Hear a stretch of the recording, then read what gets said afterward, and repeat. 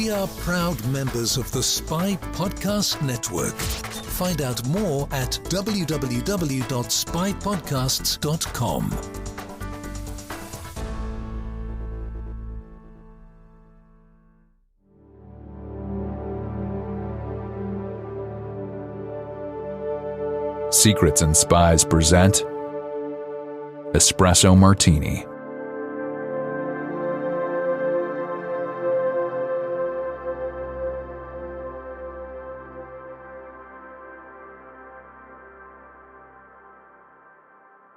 Hello everybody and welcome to episode 5 of Espresso Martini. Matt, thank you for joining me today. How are you? I'm good. Good to be back. Excellent. Now the big burning question, how was Bruce Springsteen? He was very good. I wish if I'm his age at some point in the future and I can, perform for 3 hours like that to a whole stadium full of people, it'll be very happy. No, he was good. Whole band was good.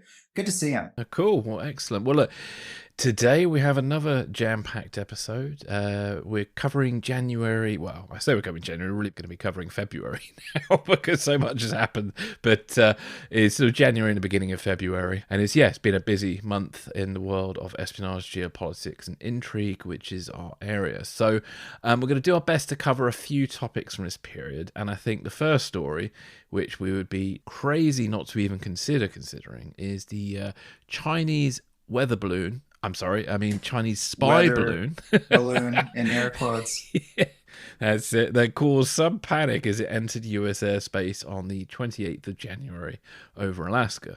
So let's go into a little bit of detail about this for a moment, and then we'll come into you, Matt. So this weather balloon, quotation marks, went on a kind of leisurely whistle-stop tour of the United States, and this balloon was reported being 200 feet tall and carrying an airliner-sized payload of what appears to be surveillance and communication equipment below it.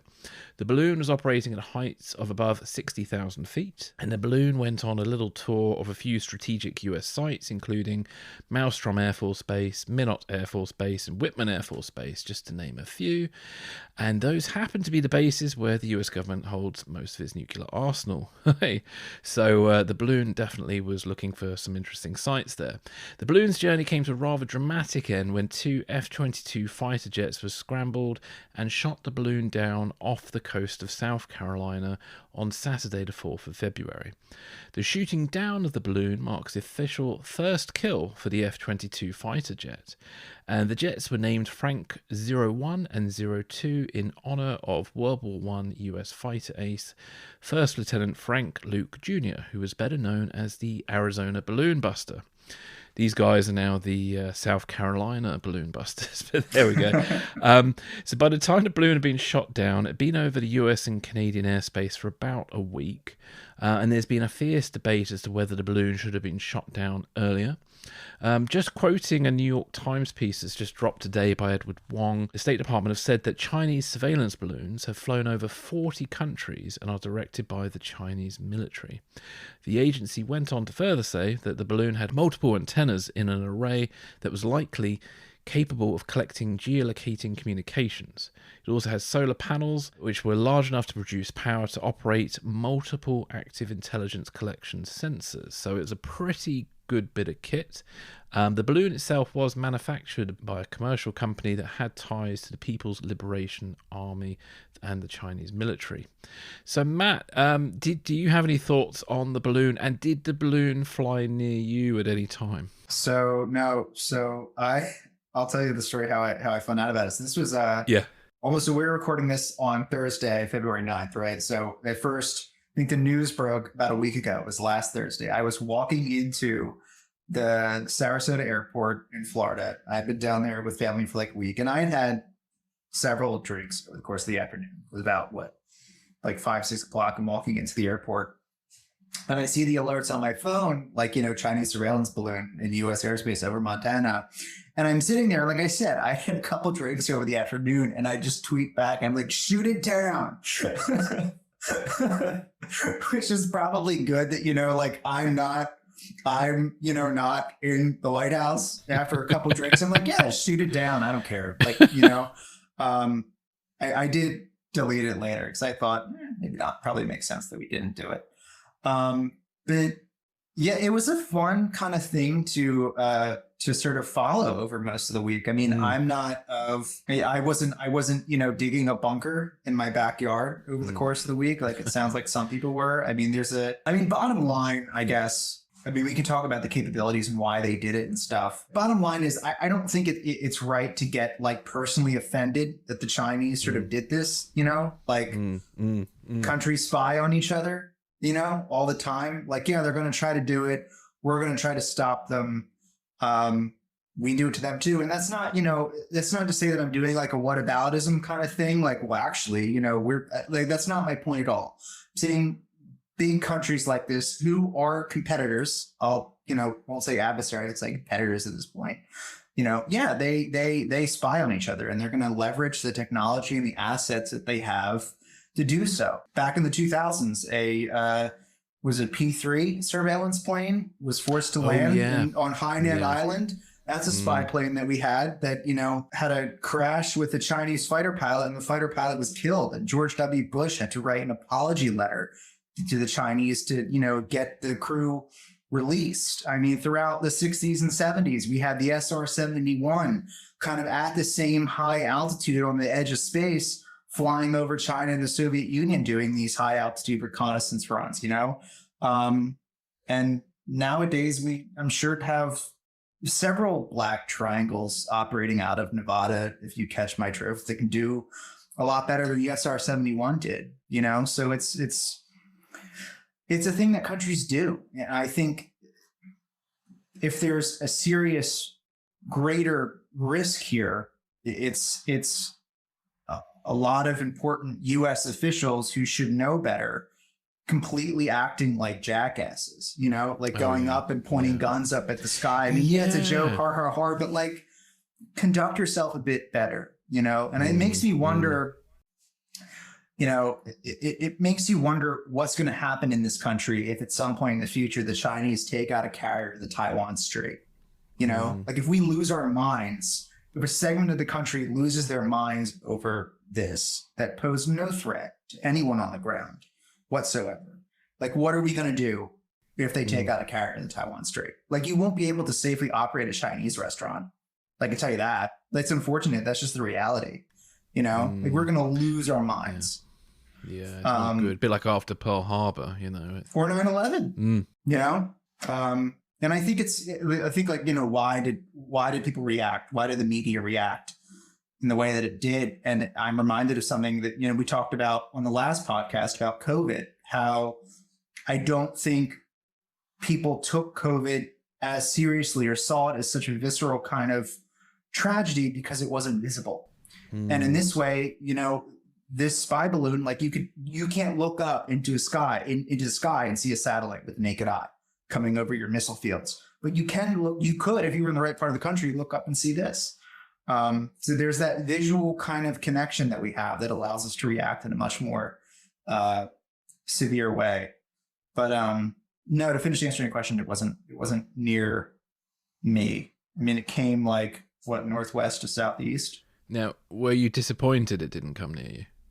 Because I would have been. I would have liked to have seen it. That would have been cool. That would have been cool. I mean, I definitely did. I went on that flight radar thing and looked up and see, what was up there. And it's interesting. There were a few KC-135 fueling aircraft that were circling around, and I saw someone be like, why are we just having these refueling aircraft up there? Like, what are they going to do? And I'm like, there's other stuff up there that those aircraft are reporting that don't have their transponders on, like have a little faith that we know what we're doing, that there are people who know a lot more about this than you do who are making these decisions, and just like, step off there, boss. You don't have to solve every problem. Yeah. Good point about the jets that are around it. So, yeah, I think a lot of people lost their spadoinkle, is probably the polite way to put it, over the balloon. I found it I don't know. Perversely, I found it slightly entertaining. It certainly was the highlight of the first part of my weekend, watching this thing unfold on Twitter and Flight Radar 24. There was a lot of debate about whether the balloon should be shot down. And obviously, shooting down a balloon with that payload is not as simple as some people think. First of all, you got the danger of falling debris. As we were saying earlier, this thing was like over 200 feet, and it had an airliner size section underneath it with all the surveillance equipment. It was like three buses together was sort of the length of the array, which is, it's big. Which I think a lot of people also don't get how big this thing was. Yeah. It was huge. It looked a bit like the International Space Station connected to a balloon. That's what it looked like to me a little bit.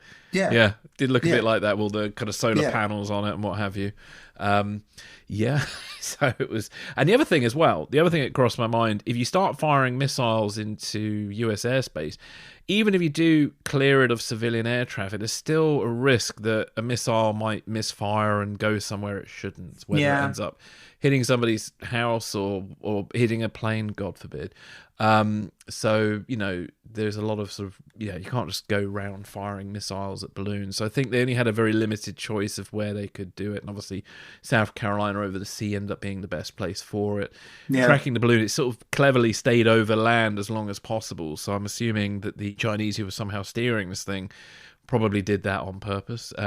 They figured that the Americans probably wouldn't risk trying to shoot it down. I could be wrong. If you look at the flight path, it's going from northwest to southeast, as you sort of said. In our intro there, crosses over the three primary missile fields the U.S. STRATCOM have, which is run by the 8th Air Force's strategic bombers. The 20th Air Force are ICBMs, right? So that's, off the top of my head here, if I get this right, the 90th Missile Wing, which is at Warren Air Force Base in Wyoming.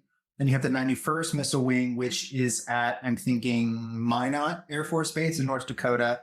And then you have a third, 341st, which is at Malmstrom Air Force Base in Montana, right? Yeah.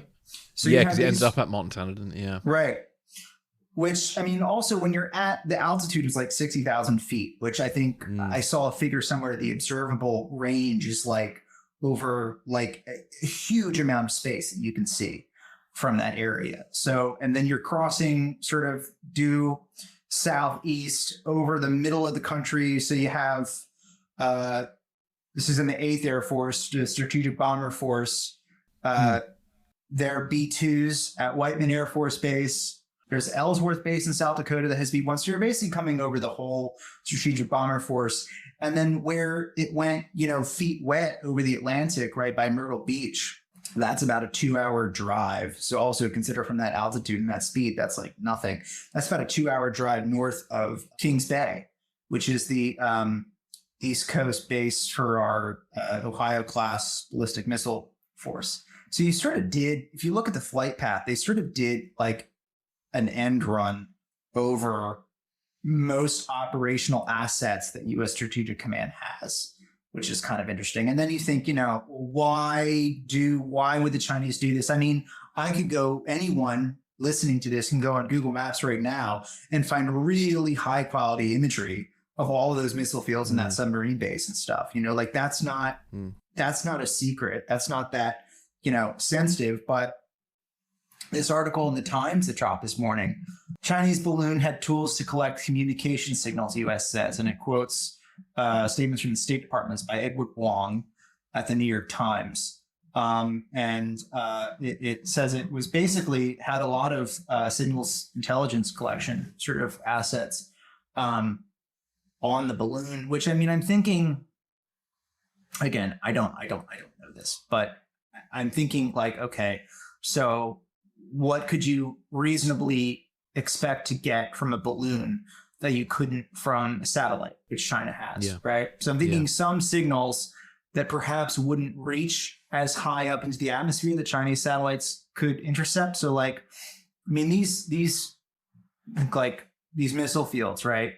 There's one sort of smallest central base, and then you have the rest of it dispersed over like hundreds of square miles. You have these alert facilities, which is where like the classical idea of like, these two guys sit in bunkers, like right in front of the keys, like ready to go, right? You have those dispersed over hundreds of square miles, and each one of those alert facilities oversee a set number of silos. So maybe this balloon was meant to intercept the traffic between the main base and those alert facilities to look at there's communication. Again, I'm totally speculating here. I haven't seen that reported anywhere. But that could be something that they were looking at. It would make sense to me. Yeah, and I'm assuming, well, also I suppose with a foreign object or aircraft in US airspace, I'm assuming that certain alert protocols would have been followed that the balloon may be looking for. If that makes sense. Yeah. So you're looking at like a red teaming kind of thing, where like you test the security of it. And it's like, I think there's been events at the Department of Energy's facilities like Los Alamos and stuff in the past that like basically is thought that people testing the security of these facilities, and it was thought that China was sort of involved. That, to your point, that it's testing the response of NORAD, protecting the integrity of U.S. and Canadian airspace. They saw this article here talks about how I think there were 5 instances of Chinese surveillance balloons in the past couple of years, 3 under the Trump administration. Now this is the 2nd under the Obama administration. And previously they were just categorized as UAP, so unidentified aerial phenomena. And as of 2020, what was it? The Air Force said it was discovered it was likely a Chinese surveillance effort. So not aliens, but the Chinese. Yeah, well, it's interesting. You mentioned the previous 3 undetected attempts. So the commander of NORAD, General Glenn Van Herk, was cited that there was a domain awareness gap that allowed those balloons to originally penetrate US airspace, which is kind of worrying, really, because it kind of shows a lack of imagination on the part of NORAD and other agencies, and a lack of actionable intelligence. And considering in this sort of post 9/11 world, where obviously, again, lack of imagination played a part in 9/11, that the American security services didn't believe that planes, civilian airplanes could be kind of hijacked and used as missiles. It is a bit concerning that obviously a balloon can go undetected, so because it is only a balloon. So it's not exactly like the pinnacle of stealth technology. So it is a little bit concerning. But it'd be interesting to know what was on the previous balloons and whether the Chinese just incrementally put bigger and more advanced equipment underneath on different runs to see how far they can get away with it. A bit like when somebody clones your card, they'll make a couple of small purchases before the big one. So who knows on that one. The other interesting thing as well, like the argument about keeping the balloon in the sky for a long period of time, it gives the US a chance to scoop up electronic data about the balloon itself. So from what I've read as well, there was a U-2 deployed and flown above the balloon. And then there was a rivet joint, the RC-135 at 30,000 feet below it.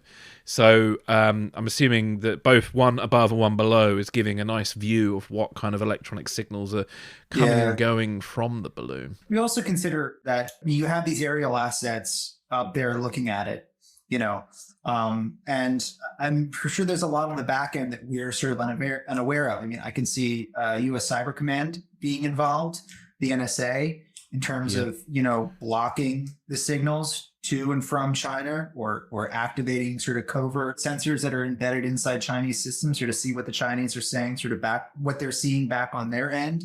I mean, so the thought that, this was just floating over U.S. airspace and we're just sort of just watching it and doing nothing about it is quite a big leap. Like, there's very little. This thing did nothing that we weren't aware of, and probably in control of, No, indeed. You also think, if we did shoot it down, let's say, okay, it's over Montana, it crosses into U.S. airspace over Montana, and we decide to shoot it down. I mean, something of that size, the debris field would be hundreds of miles wide. Yeah. And you think even an object falling from 60,000 feet, that's going to hit the ground going well over 1,000 miles an hour. And even a screw at that speed can do a lot of damage. It's a I don't want to say it's a hard decision, because if you look at it in totality, it's not, like if we're intercepting these signals, if we're able to observe and learn from it, looking at this thing up close, based on the idea of like, if the Air Force is there telling the president,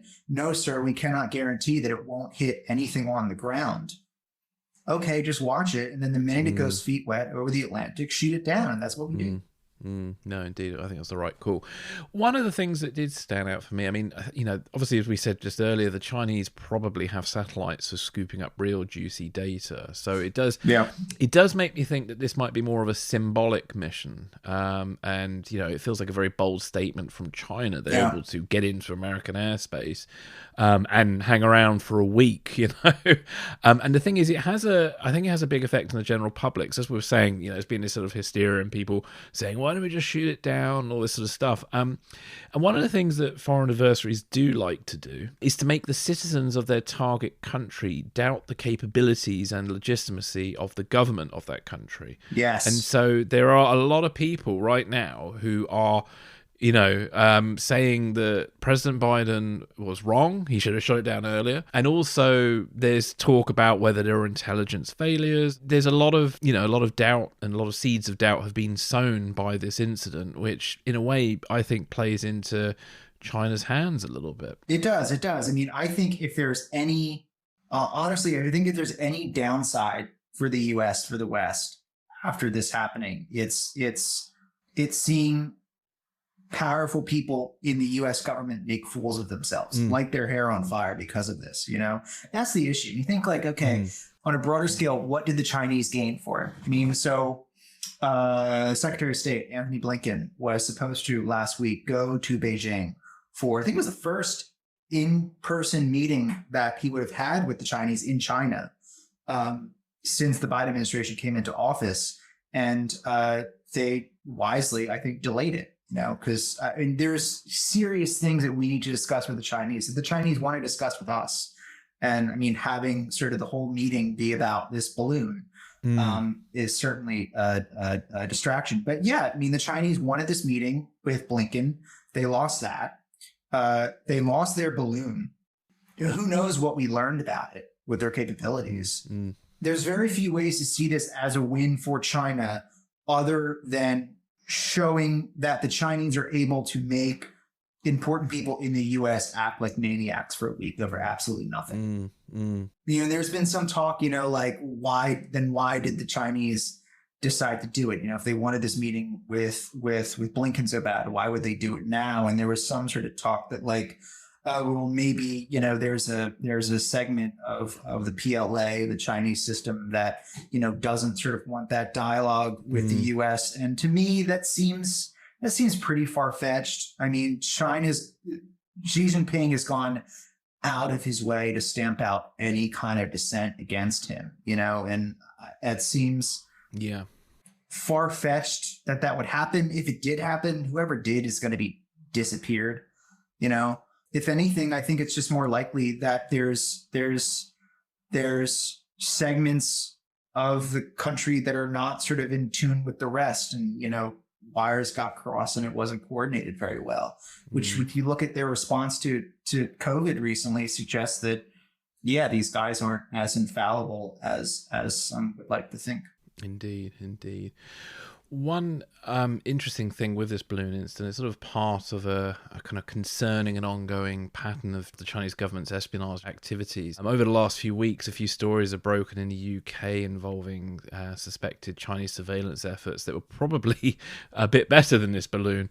One incident in particular, there was a story published in the Daily Mail about the UK Ministry of Defence launching an investigation after a report suggesting that the UK's nuclear secrets could have been put at risk by an old Wi-Fi contractor who provided Wi-Fi on 46 British military bases. And this company was called MediaForce, and it was owned by a Chinese company. And honestly, I mean, if you are providing the Wi-Fi network for top secret nuclear facilities, it's a great way to get data from people, much better than the balloon. And it went on for 3 years. And one of the bases is the Northwood headquarters, which hosts the NATO Allied Maritime Command, as well as the UK's nuclear deterrence at sea. That's basically where our submarines are controlled from. So that is shocking. When I read that, I was shocked, because you would hope that people in the procurement departments of the Ministry of Defence would kind of investigate these kind of things and take this stuff seriously. We had a whole thing about Huawei, I think it was last year or the year before now, and the UK government stripped out any kind of Chinese components to any 5G technology in the UK because there were security concerns over it. But this whole Wi-Fi story has just shocked me to the core a little bit, because that's serious stuff, the nuclear deterrent at sea. And I mean, 3 years of surveillance on all these bases. The Chinese must know an awful lot now, if they were responsible, which they, the Chinese government undoubtedly were, because Chinese companies have a kind of a legal obligation to assist the Chinese government in security matters.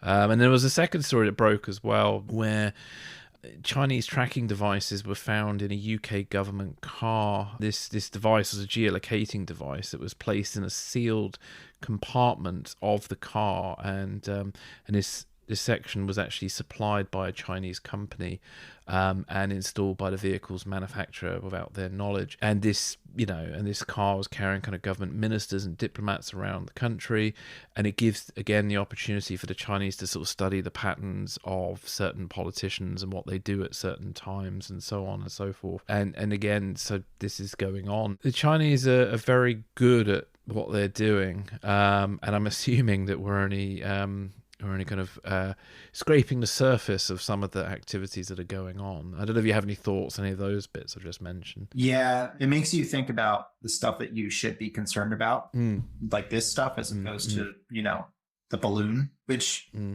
is a concern, but it was handled, it was addressed, we knew about it. I mean, you have these sort of big macro collection efforts, like TikTok as well, TikTok, There's been a lot of concern about, I mean, the idea that so ByteDance, the company that controls TikTok, there's concern if the Chinese government has access to the data that they collect. And I mean, the idea that there's sort of any real separation now between a company in China and the Chinese government is sort of laughable. Whatever the Chinese government wants access to, they're going to get access to a Chinese company. There's been, thoughts that, should TikTok be banned in the US for that reason, or should the data on US customers, on US TikTok customers, be stored separately and sort of a walled off, like with Oracle, the US company. There's been talk about that.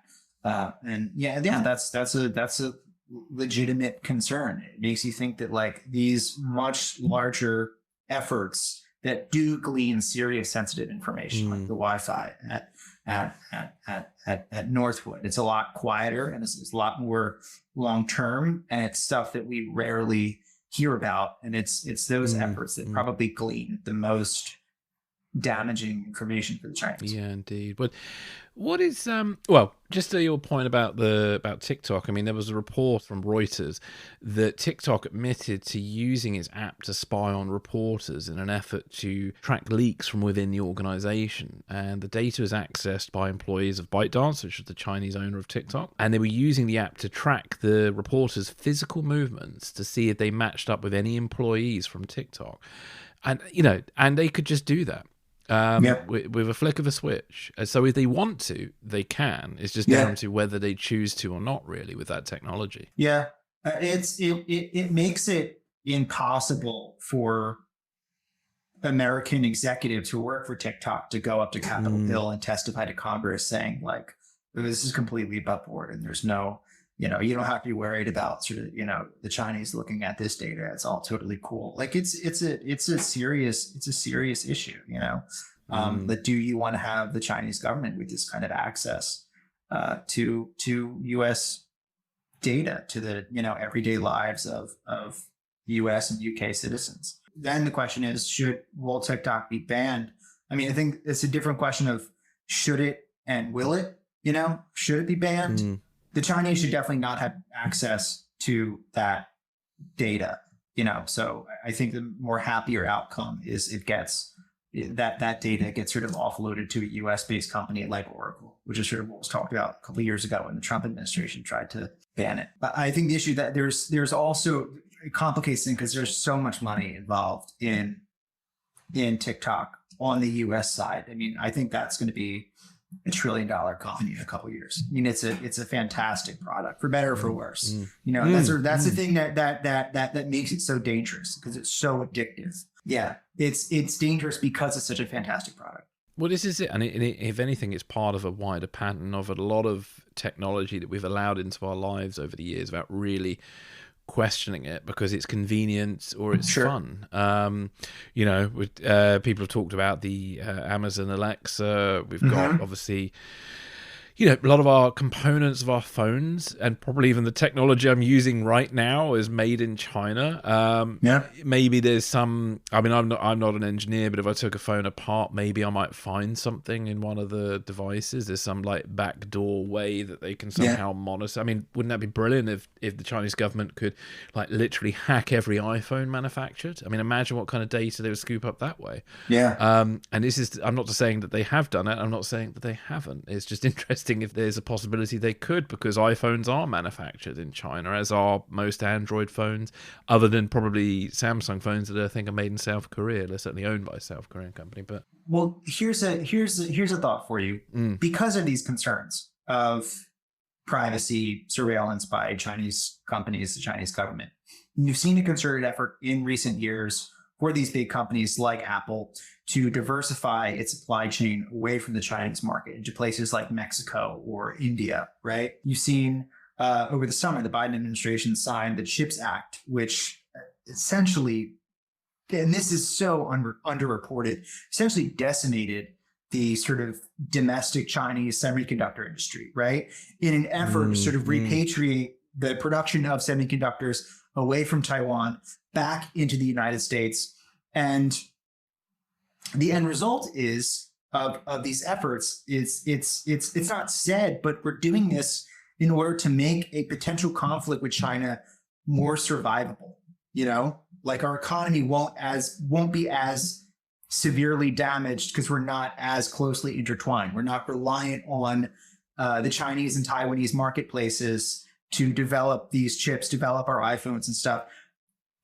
The downside with that is when you make a conflict more survivable, you inherently make it more likely to occur. Yeah. We didn't go to war with the Warsaw Pact because it was not survivable. It was determined to be not survivable. That's deterrence.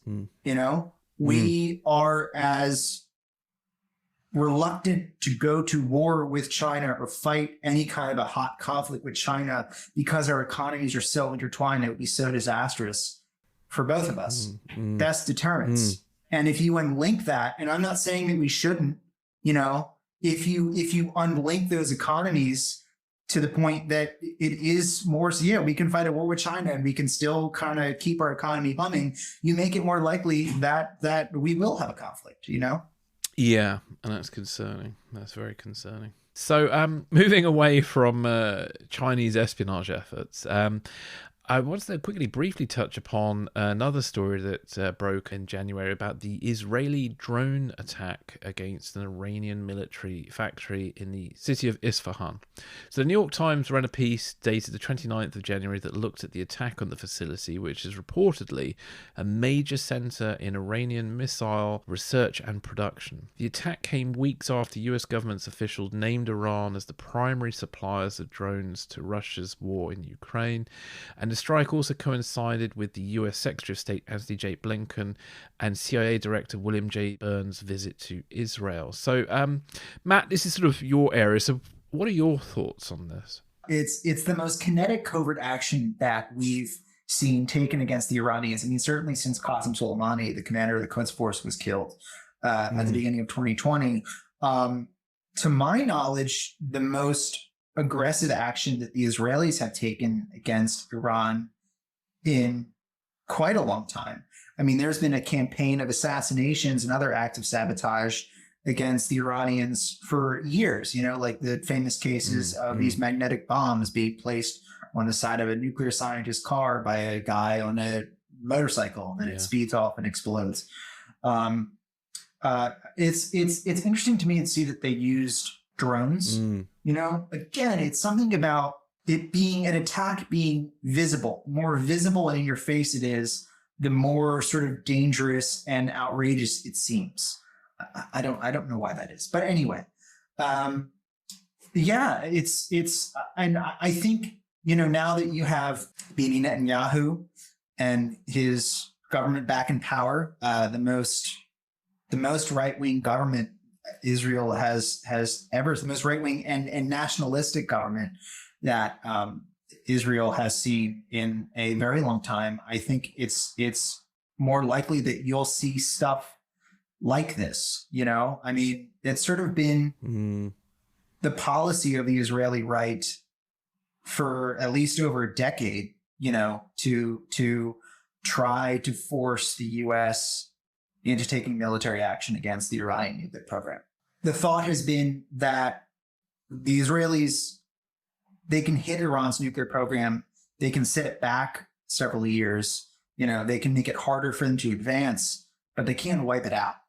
In many ways, we can't either. I mean, there's a famous line, and I don't know if it's famous, I know it pretty well, in Tom Clancy's Sum of All Fears, where it's talking about the production of a nuclear bomb, and it says, what's the work of geniuses the first time is the work of tinsmiths the second.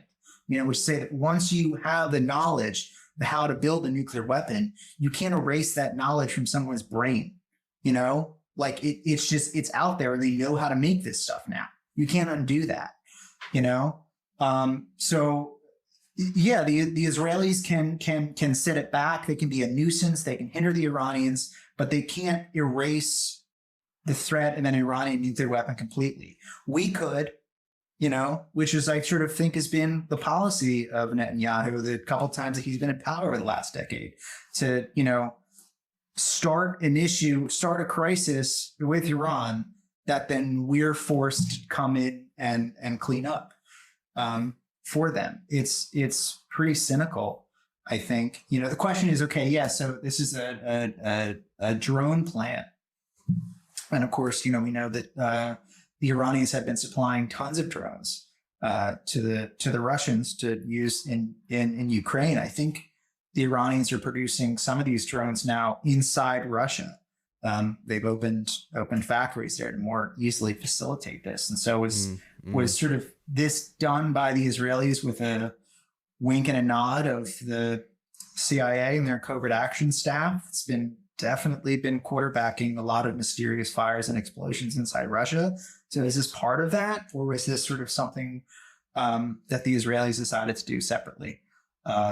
Interesting thing to consider there. It is. I mean, just thinking about, you talk about Netanyahu kind of with the strategy sort of forcing America to kind of get into things. I know he had a very contentious relationship with President Obama, and they were not fans, and it could well be that. Another interesting thing as well is obviously the US Iranian nuclear talks are still ongoing, but there's a feeling that it's going to end in failure. Yeah. And that may mean that the US will become more reliant on Israel to provide intelligence and potentially to contain Iran's nuclear program in the future.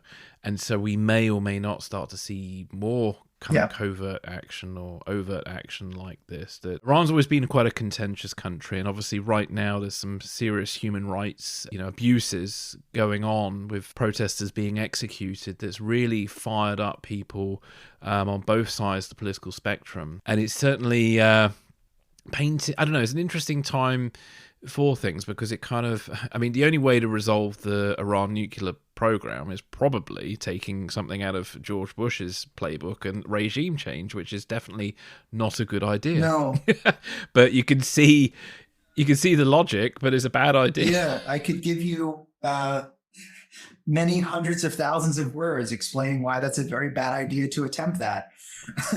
Yeah. And do you think somebody's going to be stupid enough to consider it? Because Because it certainly feels like Netanyahu might be hedging his bets a little bit, considering with what we're saying about the human rights abuses that are going on, and then the Iran nuclear talks potentially going to fall apart. It kind of creates a interesting, ripe, fertile ground for that kind of thinking. There will always be people stupid enough to consider regime change in Iran. I mean, so long as that regime is in place, there'll be people who think that that's a good idea. And it's trust me when I say it would be horrific to try to do such a thing.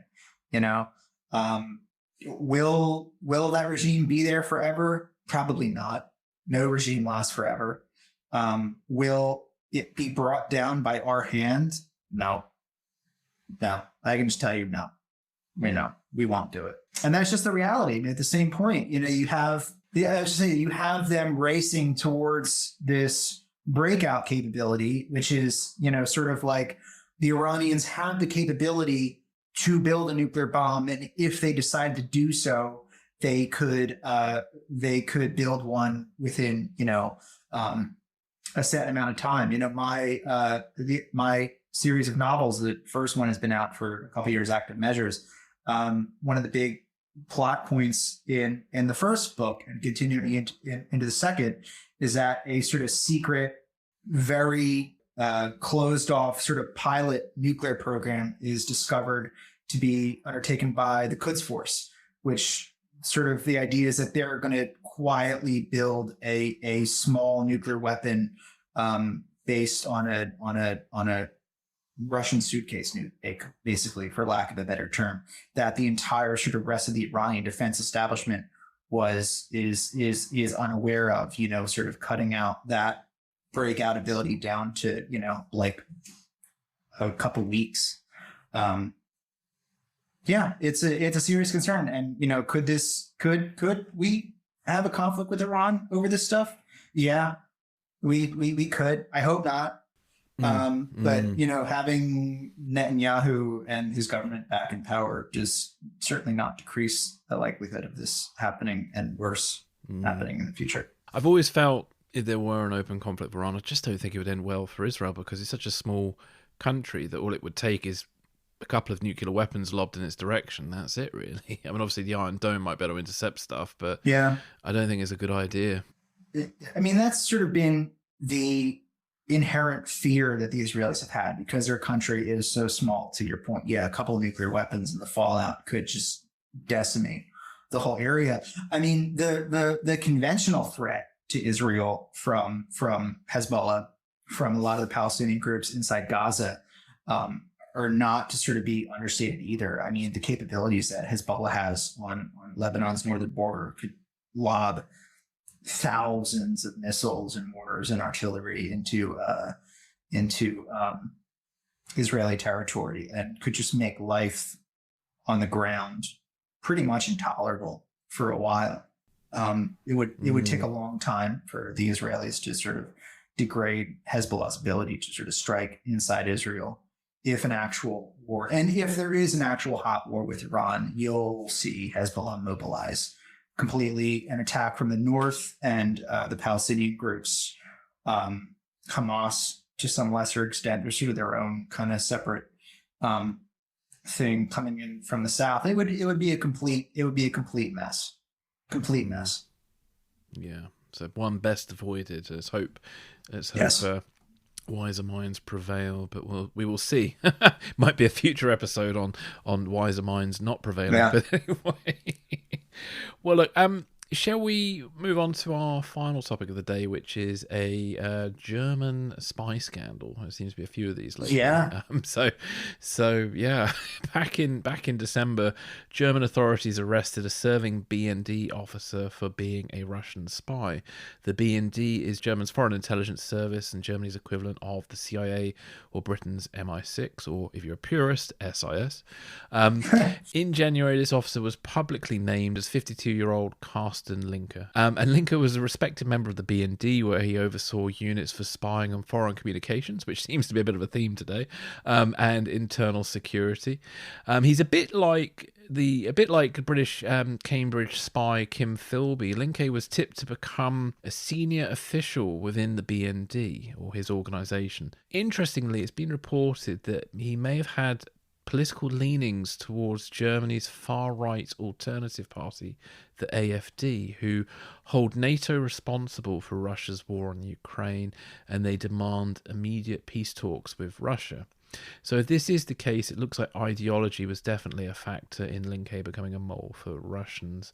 But it might not be the sole factor. There might be something else there too. And he apparently used a courier. It was a Russian-born German businessman who's known as Arthur E., who Linke actually met at a barbecue that he was hosting for the football club where he was the football coach.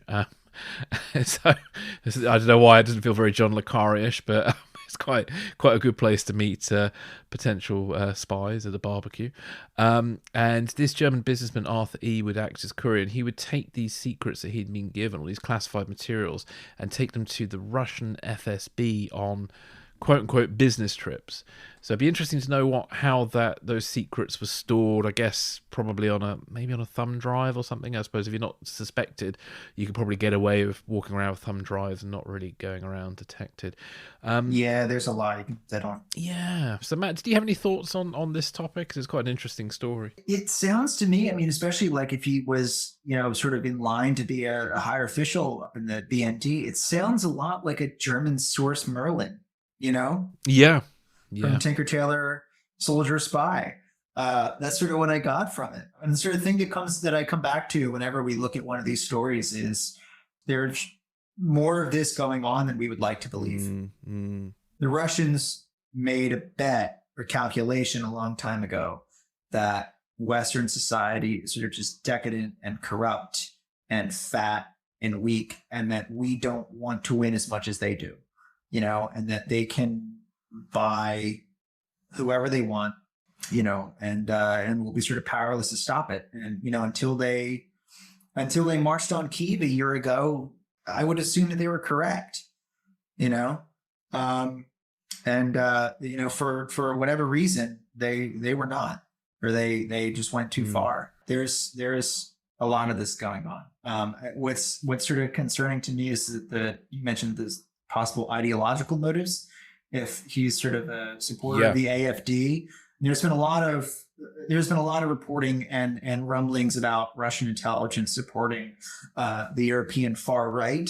And I mean, I think that's been really hard to nail down the extent to which they are. And I know libel laws and such are different over there, that it's difficult to sort of go around accusing people of being a Russian asset, unless you really have the goods on them, But there's been a couple of lawsuits here involving Russian links to the Brexit campaign and so on.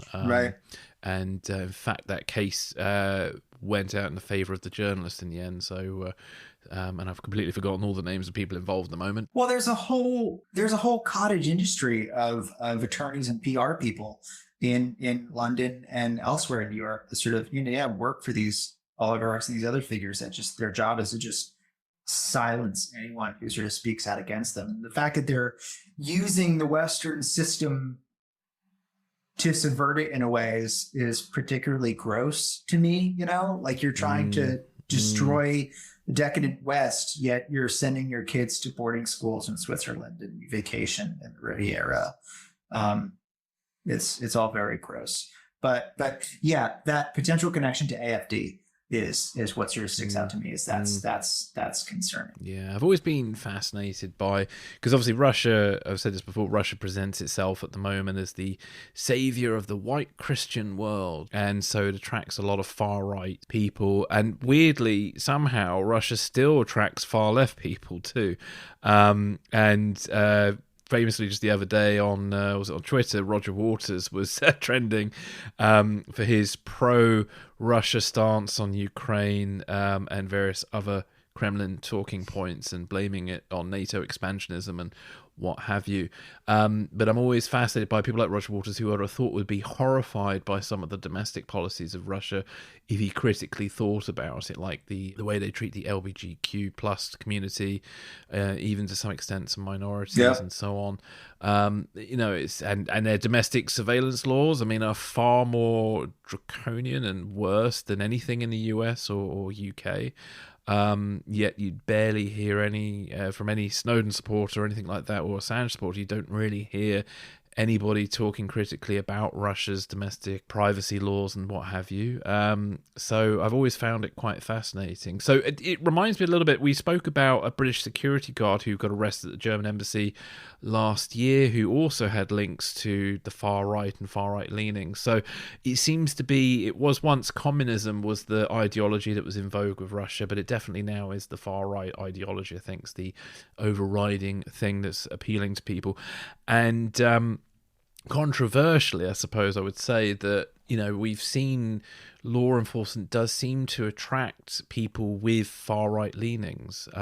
So there could be a potential for a lot of people sympathetic to Russia within the ranks of various intelligence services.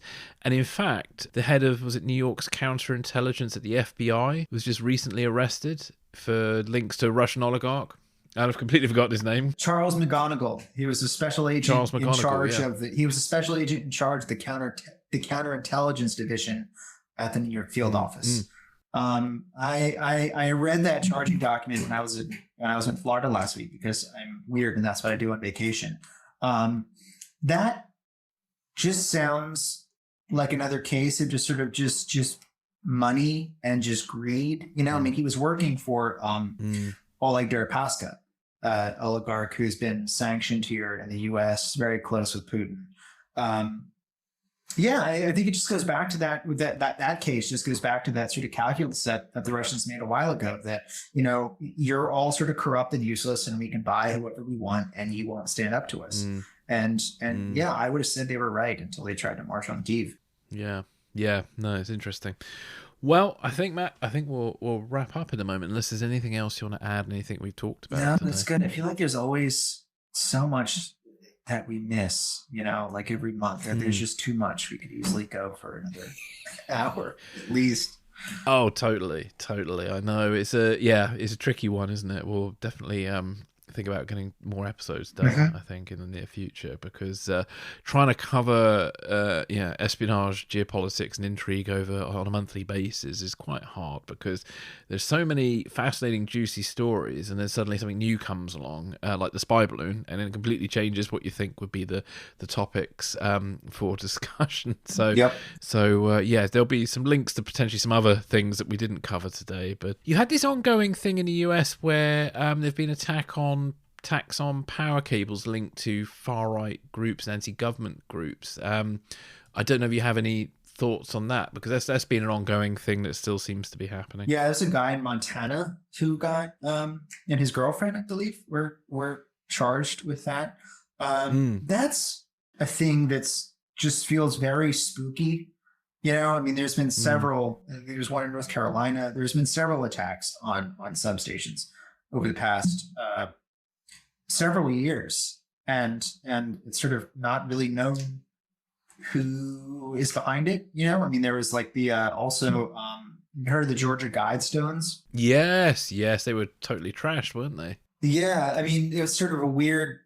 They were made up in sort of far right circles to be this sort of like a satanic sort of monument, New World Order thing. They're not. It's like the local sort of that local area in Georgia, sort of a local kind of touristy kind of thing, right? It's not, like a satanic thing that like they wanted it to be. Was it trying to be like Stonehenge in Georgia or something? Well, right. That's sort of what they should have made it out to be. But last year, someone in the middle of the night blew them up. And it's sort of unknown who did it. I mean, the guy who on January 6th is on a surveillance camera placing a pipe bomb outside the Democratic National Committee. We have no idea who that was. He's still out there. It's weird. We're not, the FBI isn't for, First Amendment civil rights, and there's good reasons behind it.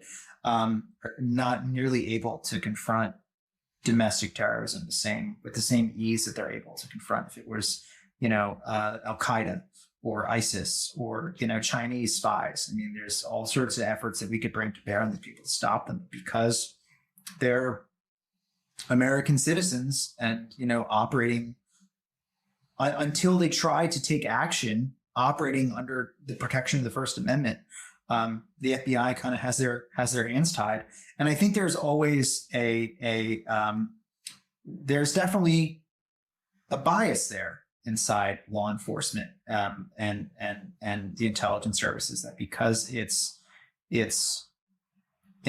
largely white Christian men who have these beliefs, that you're more hesitant to take action against them. I mean, you couldn't tell me on January 6th that if it weren't, thousands of Muslims marching on the Capitol, there would be bodies all over the mall. Like there's no way they would have got inside. If those were ISIS supporters marching on the Capitol, they'd all be dead. But because they're largely middle class, white people from Ohio and stuff, they're treated differently. It's just how it is.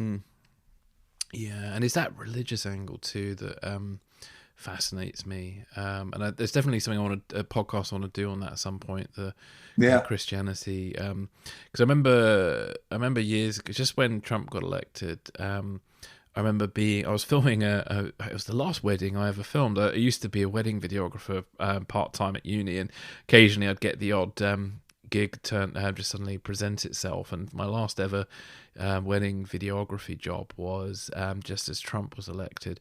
I remember filming the service in a Catholic church, and there was a Catholic magazine, which I'm assuming was American financed, I could be wrong there, that was celebrating Trump and him coming into power. And I was just I personally was quite disgusted by that, considering how Trump came to office. Take aside the Russian interference, just the values that Trump espoused, his treatment of women and so on and so forth. And yet he has a lot of Christian support, and I find that really hypocritical. And I've never quite understood, I'll call it this way, and I forgive it, the American Christianity, because it seems to lead to people, buying AR-15s and putting Bible quotes on them and so on and so forth. It's just bizarre. Yeah. It's very different from the Church of England. people get angry when we talk about this on the podcast. But it was a 1-star review comment that was. Yeah, we're gonna get a few of those, I'm sure. You just hate Trump. No, it's just nationalism. It's just nationalism that they try to use Christianity as a way to make it seem more polite. Yeah. To it has a nicer face to it. But when you look at it, I mean, there's very little that Jesus taught in the Bible that tracks with what these people believe and what they want to do. They believe in freedom, unless you're not a straight white male. Anyway, I don't know. On that 1-star comment from Matt there, we'll probably wrap up before we get kicked off Apple Podcasts or whatever. Feel free to yell at me all you. Sorry, you could yell at me too. Yeah. Oh my goodness. But well, Matt, what are your plans for the month ahead? Anything exciting on the horizon for you? I want to just kind of keep working. I got the novel, the second part of Active Measures, that I've been working on a bit this year so far, and that's sort of coming along. I want to have this super secret screenplay that a bit about. I need to get back into that too. I was going to send out a few emails this afternoon in regards to research surrounding that screenplay. Yeah, excellent. What about you? Well, I finally subscribed to Apple TV because I was watching Shrinking, the new show of Harrison Ford, because I really weirdly enjoy shows about psychologists as much as I enjoy films and shows about writers. So that's my thing. But that means now I'm finally going to be able to watch Slow Horses, so I'll probably make a real effort to finally watch Slow Horses properly after the first 2 episodes that I've seen. I have yet to finish the 2nd season, which now I should probably just start it over again because it's not that long, I don't think.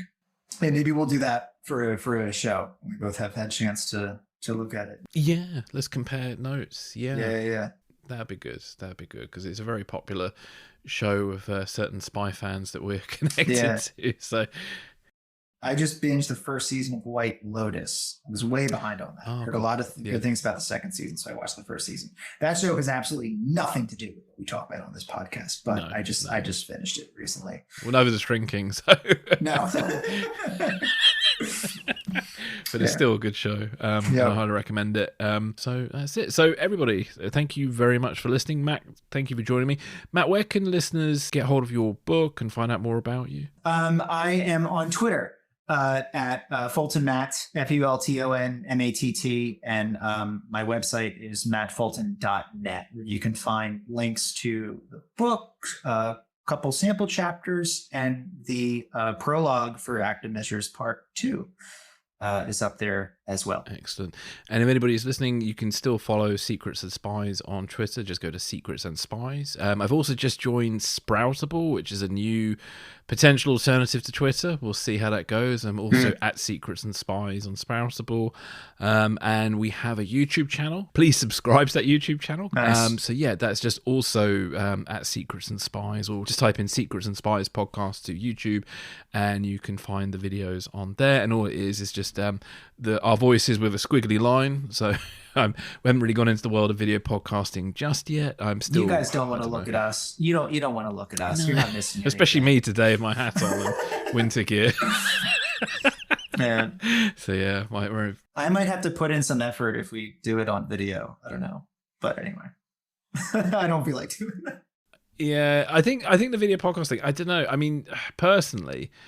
Unless it looks amazing, because it's the filmmaker in me, I feel like just people on their webcams just don't look that entertaining. And I find video, weirdly, I want to listen to it for less time than I do just pure audio. I don't know why that is. Right. I don't know if it's psychological or what, but yeah. Well, you can do other things. Yeah. You know, as you're listening to a podcast, you can do whatever. If you're looking at something, I have to be sort of looking at the screen. You know. Yeah, so yeah, I'm not really. I might do some video specials at some point, but yeah, I'm not planning anything just yet with video. So everybody, thank you so much for listening, and take care of yourselves, and we'll be back next month. Thank you.